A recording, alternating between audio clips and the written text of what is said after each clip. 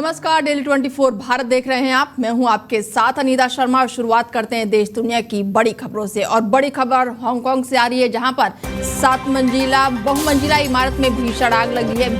बता दें कि बड़ी जानकारी आपको दे रहे हैं कि हांगकांग में 7 मंजिला इमारत में भीषण आग लगी है और आग लगने में 44 लोगों की अभी तक मौत की खबर सामने आई है। बता दें कि 300 लोग अभी भी लापता बताए जा रहे हैं।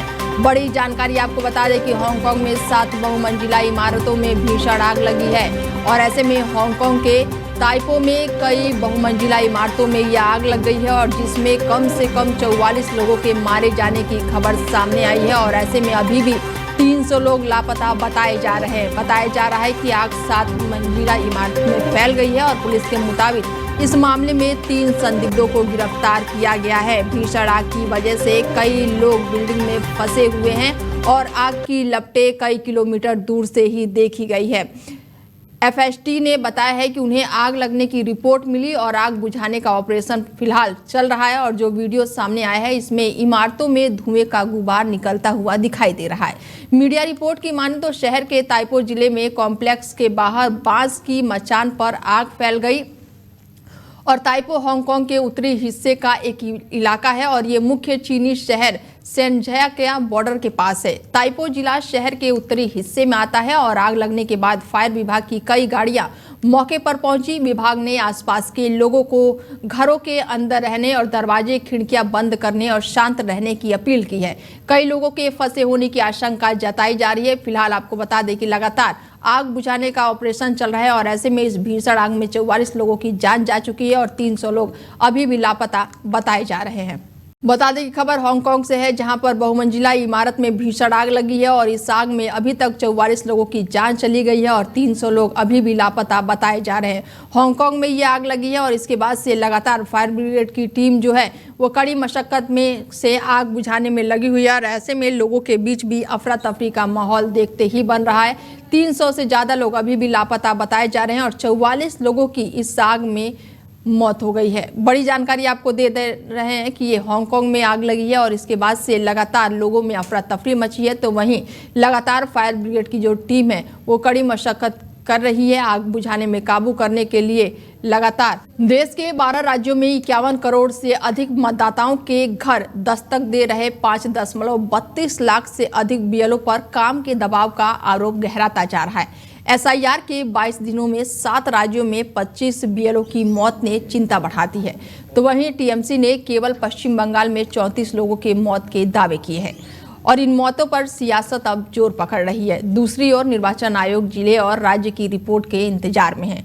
आयोग के सूत्रों का कहना है कि अब तक किसी काम के दबाव से किसी की भी मौत की पुष्टि नहीं हुई है।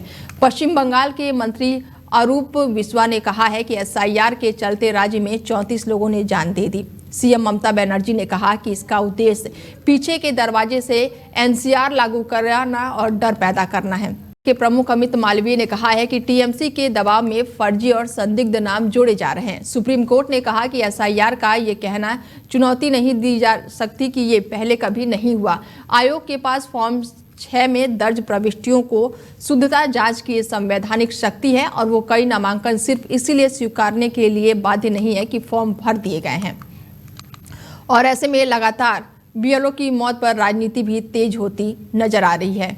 राष्ट्रपति द्रौपदी मुर्मू 2 दिवसीय ओडिशा के दौरे पर पहुंच रही हैं और आज दोपहर 2 बजे राष्ट्रपति वायुसेना के एक विशेष विमान से भुवनेश्वर पहुंचेंगी। दोपहर 4 बजे के बाद वो राजभवन परिसर में नए क्लीन अतिथि निवास का उद्घाटन करेंगी और दोपहर 2:40 पर वो विधानसभा पहुंचेंगी और 4:30 बजे से 5:30 बजे तक विधानसभा को संबोधित करेंगी। राष्ट्रपति के दौरे को ध्यान में रखते हुए विधानसभा और राज्य प्रशासन की ओर से व्यापक व्यवस्था की गई है। राष्ट्रपति द्रौपदी मुर्मू 11 नंबर कक्ष में कुछ समय बिताएंगी और राष्ट्रपति के संबोधन को सुनने के लिए सभी विधायकों के अलग पूर्व विधायकों, सरकार के वरिष्ठ अधिकारियों और कई वरिष्ठ व्यक्तियों को विशेष नियंत्रण दिया गया है। और इस तरह राष्ट्रपति के विधानसभा दौरे को यादगार बनाने के लिए विधानसभा सचिवालय की ओर से विशेष तैयारियां की गई है। विधानसभा कार्यक्रम समाप्त होने के बाद राष्ट्रपति राजभवन लौटकर राज्यपाल द्वारा आयोजित विशेष भोज में शामिल होंगी।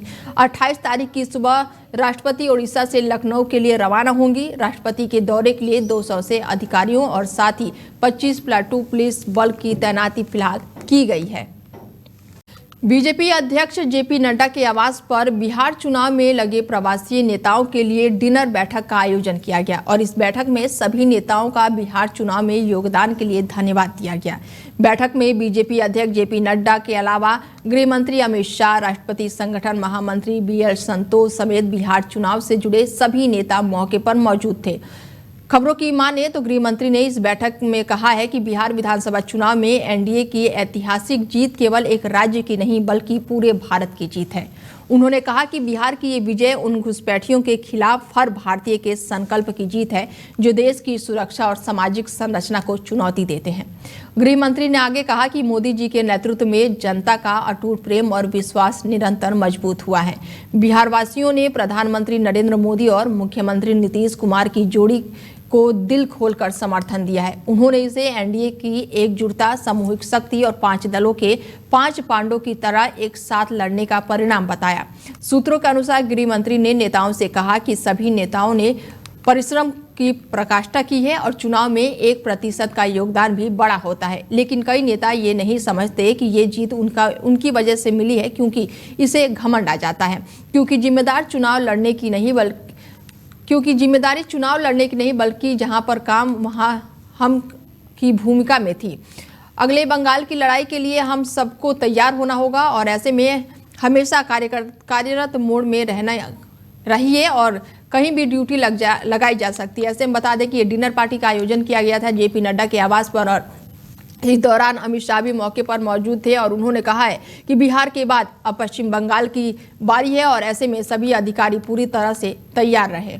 सीएम योगी आदित्यनाथ आज नोएडा के अंतर्राष्ट्रीय हवाई अड्डे पर परिचालन शुरू होने के संबंध में तैयारियों की समीक्षा करेंगे और सेक्टर 50 में नवनिर्मित मेदांत अस्पताल का उद्घाटन करेंगे। मुख्यमंत्री के आगमन को लेकर पुलिस के आला अधिकारियों ने सुरक्षा व्यवस्था को अंतिम रूप दिया है। अधिकारियों के मुताबिक सीएम योगी आदित्यनाथ 1 बजे नोएडा इंटरनेशनल एयरपोर्ट पहुंचेंगे और करीब 2 घंटे एयरपोर्ट पर मौजूद रहेंगे। एयरपोर्ट टर्मिनल का निरीक्षण सहित नोएडा इंटरनेशनल एयरपोर्ट के पदाधिकारी संग बैठक भी करेंगे।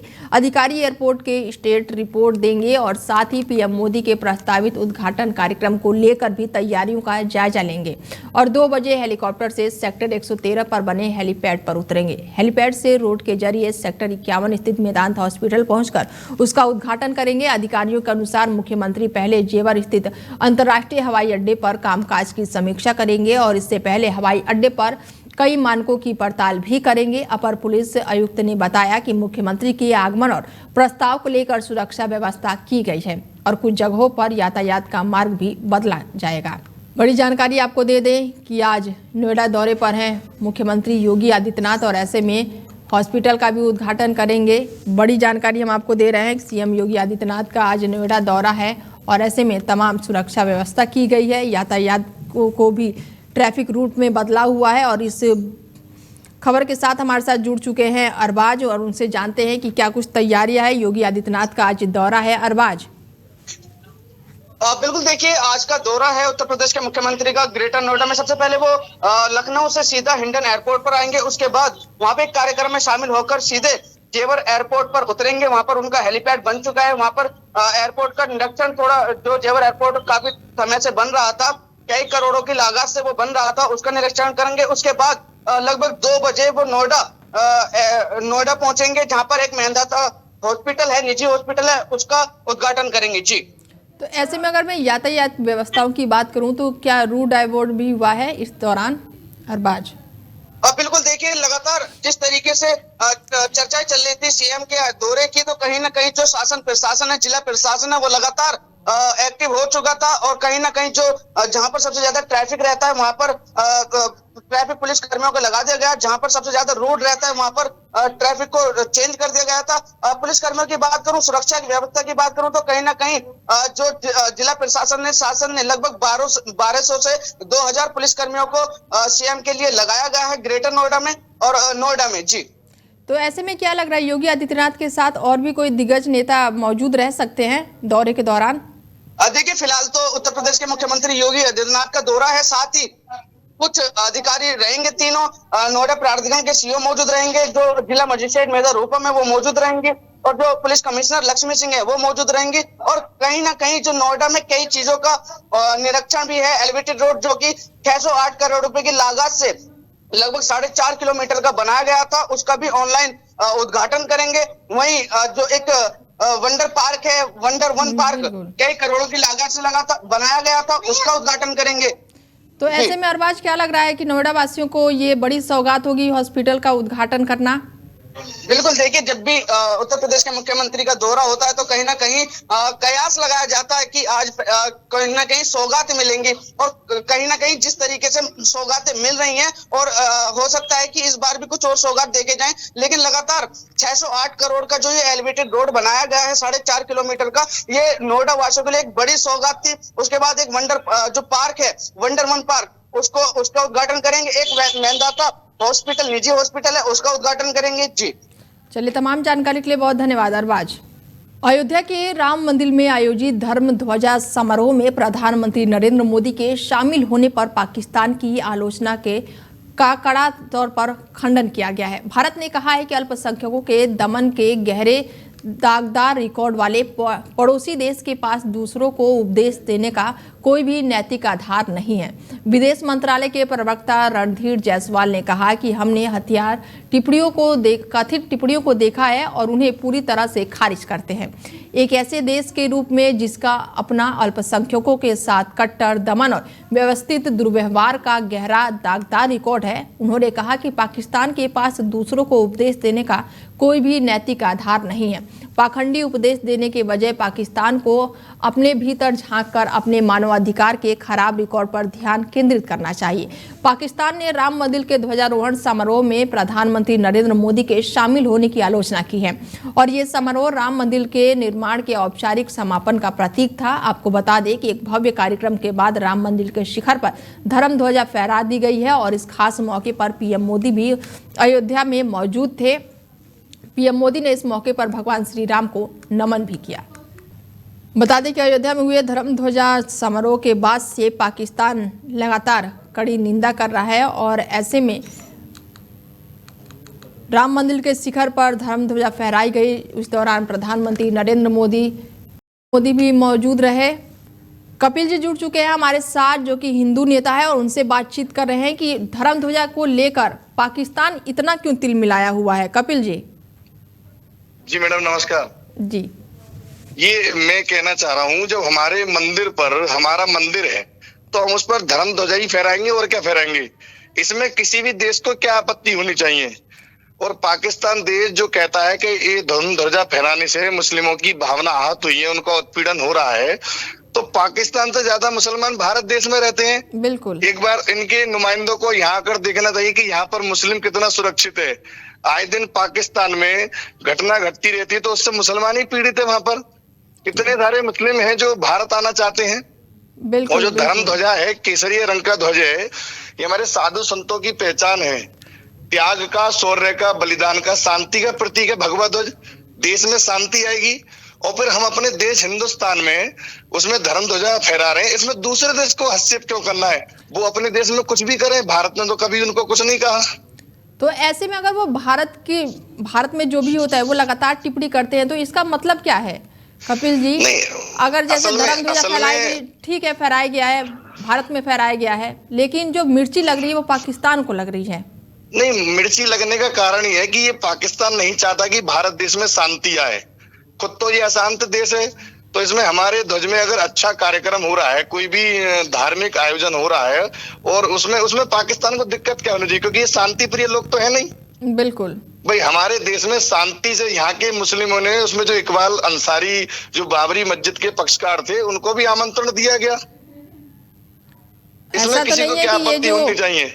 तिलमिलाहट हो रही है, अभी बम विस्फोट वाला जो इनका काम था उसको हमारी सुरक्षा एजेंसियों ने नाकाम कर दिया, तो कहीं ना कहीं ये वहाँ की गुस्सा यहाँ तो नहीं निकाल रहे हैं। हाँ, ऐसा भी हो सकता है कि देश में अशांति फैलाना चाहते थे और अपने और इनका मकसद कामयाब नहीं हो रहा है, इनके मंसूबों में कामयाब नहीं हो, और हमारी एटीएस ने इनको समय रहते हुए धर दबोचा। और हमारे तो प्रधानमंत्री साफ साफ कह चुके हैं कि मतलब अपने आप ही युद्ध का वो आगाज मानिए अगर हमारे देश में अशांति फैलाने की कोशिश की तो। बोल सकते हैं कि कहीं पे निगाहें और कहीं पे निशाना कर रहे हैं ये। हाँ, तो ये धर्म ध्वजा फहराने से भाई, इससे पूर्व में मंदिर भी बना है हमारे जितने भी मंदिर है उस पर पताका फहराती है, भगवा ध्वज फहराता है। इसमें क्या आपत्ति है? तो समझ से परे है।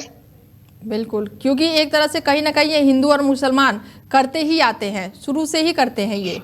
हाँ, ये बदनाम हिंदू समाज को करते हैं कि आप लोग हिंदू मतलब हिंदू मुस्लिम करते हैं, लेकिन मेरी समझ में नहीं। एक तरफ तो ये कहते हैं कि हिंदू मुस्लिम भाई भाई, मानिए हमारा मंदिर बना है तो उसकी तारीफ करनी चाहिए, उदारता का परिचय देना चाहिए इनको कि भाई हाँ भाई भारत में अच्छा काम हुआ है। और सबसे बड़ी बात है कि इनको ये अधिकार किसने दिया है कि भारत में जो हो रहा है उसमें हस्तक्षेप करें? नहीं, इनको कोई दूसरा काम तो है नहीं। हाथ में कटोरा लेकर अपने भुखमरी से पीड़ित है उसको तो देख नहीं रहे हैं। हमारा देश आज उन्नति कर रहा है, तरक्की कर रहा है, हमारा देश चांद पर पहुंच गया, हमारे वैज्ञानिक चांद पर पहुंच गए और इसके लोग आज भी हमारे भारत में बॉर्डर के रास्ते घुसने की कोशिश करते हैं। चलिए कपिल जी, जुड़ने के लिए बहुत धन्यवाद। बता दें कि धर्म ध्वजा फहराने के बाद से लगातार पाकिस्तान कटाक्ष कर रहा है और ऐसे में रणधीर जायसवाल ने भी इस पर टिप्पणी की है। किए गए बयानों को देखा है और उन्हें उसी अवमानना साथ खारिज करते हैं जिसके वो हकदार हैं। एक ऐसे देश के तौर पर जिसका अपने अल्पसंख्यकों के दमन, कट्टरता और व्यवस्थित बुरे बर्ताव का गहरा दागदार रिकॉर्ड है, पाकिस्तान के पास दूसरे को लेक्चर देना यानी उपदेश देना का कोई नैतिक अधिकार नहीं है। खोखले उपदेश देने के बजाय या पाखंडी उपदेश देने के बजाय पाकिस्तान के लिए बेहतर हुआ कि वो अपने अंदर झांके और अपनी जो उनके मानवाधिकार का जो रिकॉर्ड है, खराब रिकॉर्ड है, उस पर ध्यान दे। हमने राष्ट्रीय राजधानी दिल्ली सहित एनसीआर में जहरीली हवा का कहर जारी है। शहर में स्मोक की मोटी चादर छाई हुई है।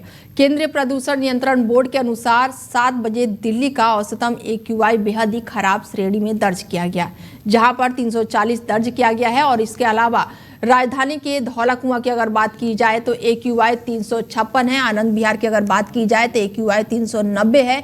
अलीपुर की अगर बात की जाए तो 356 है और इसके साथ ही चांदनी चौक में 370 और ITO की अगर बात की जाए तो 355 दर्ज किया गया है, जो कि बहुत ही खराब कैटेगरी में आता है। वहीं बवाना की अगर बात की जाए तो 400 के पार पहुंच चुका है। बुराड़ी, जहांगीरपुरी, नरेला, द्वारका में यहाँ पर जो AQI है वो 400 के पार पहुंच चुका है और ऐसे में ये बेहद ही खराब श्रेणी में आती हैं। दिल्ली से सटे नोएडा सेक्टर की AQI की लेवल की बात की जाए तो 325 है। वसुंधरा में AQI जो है वो 300 के पास है। ऐसे में इंदिरापुरम, गुरुग्राम में भी 325 रिकॉर्ड दर्ज किया गया है। और इससे पहले दिल्ली का 24 घंटे का औसतम AQI 327 रहा, जबकि मंगलवार को ये 350 के पास दर्ज किया गया।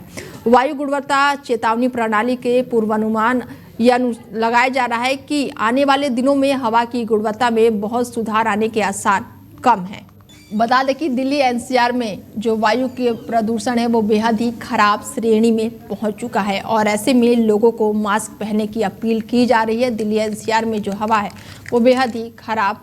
और दिल्ली से वसीम जुड़ चुके हैं हमारे साथ, हमारे संवाददाता, और उनसे जानते हैं कि वायु गुणवत्ता बेहद ही खराब श्रेणी में अभी भी बनी हुई है। वसीम जी बिल्कुल, वायु जो गुणवत्ता है वो जो आंकड़ा है 521 का पार कर चुका है, जहां पर अभी मैं इस वक्त खड़ा हूं और ये लाइव डाटा दिखाना है।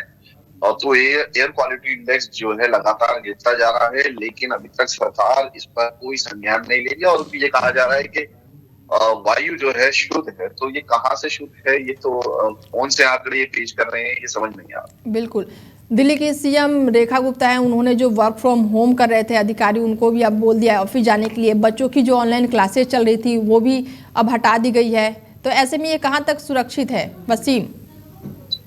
जी बिल्कुल, जिस तरीके से आपने देखा होगा कोर्ट को इसमें संज्ञान लेना पड़ा, कोर्ट को इंटरफेयर करना पड़ा, सुप्रीम कोर्ट को यहाँ पर बीच में आने पड़ा। जिस तरीके से जो आबो हवा है दिल्ली की वो लगातार खराब होती जा रही है। और देखना होगा, अब सरकार की तरफ से ये बात कही जा रही है कि ग्रैप 3 उन्होंने हटा दिया है और ग्रैप 2 और ग्रैप 1 की जो गाइडलाइंस है वो तैयार की जा रही है। लेकिन जो अगर देखें जमीनी स्तर पर और जो एनवायरनमेंट को देखें तो अभी भी जरूरत है ग्रैब 4 की। जिस तरीके से पिछली सरकारों में ऑड इवन का जो कॉन्सेप्ट था वो चला था और काफी सख्तियां बरती गई थी, लेकिन यहाँ पर ऐसा लग रहा है कि कोई भी सख्तियां, कोई भी चीजें यहाँ पर नजर नहीं आ रही है और सरकार सिर्फ अपना बचाव करती हुई नजर आ रही है। तो ऐसे में क्या लग रहा है कि ये वायु प्रदूषण वो कब तक रहने वाला है वसीम?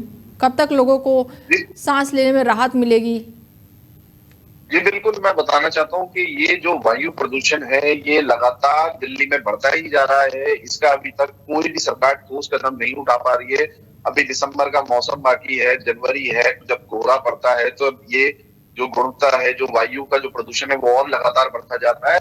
तो इस चीज का एक परमानेंट सॉल्यूशन ढूंढना पड़ेगा तमाम सरकारों को, चाहे वो केंद्र हो चाहे वो राज्य सरकार हो और एनसीडी हो। लेकिन अभी तक इस पर कोई ठोस कार्रवाई की नहीं जा रही, सिर्फ खानापूर्ति की जा रही है, लगातार सिर्फ शब्दों के बाण चलाए जा रहे हैं, लेकिन कागजी काम किए जा रहे हैं। लेकिन धरातल पर अभी भी सब नदारद है, कुछ ऐसा नहीं हो रहा है। दिल्ली गैस चैम्बर बन चुकी है और आने वाले समय में दिल्ली में रहने के लिए लोगों को काफी समस्याओं को और काफी गंभीर बीमारियों का सामना करना पड़ सकता है। चलिए, तमाम जानकारी के लिए बहुत धन्यवाद वसीम। तो देखिए, दिल्ली एनसीआर की हवा जो है वो बेहद ही खराब हो चुकी है और ऐसे में जो AQI लेवल है वो 400 के पार पहुंच गया है। लोगों को मास्क पहनने की सलाह दी गई है और ऐसे में लोगों को सांस लेने और आंखों में अभी भी जलन महसूस हो रही है। फिलहाल बुलेटिन में मेरे साथ इतना, दीजिए इजाजत, नमस्कार।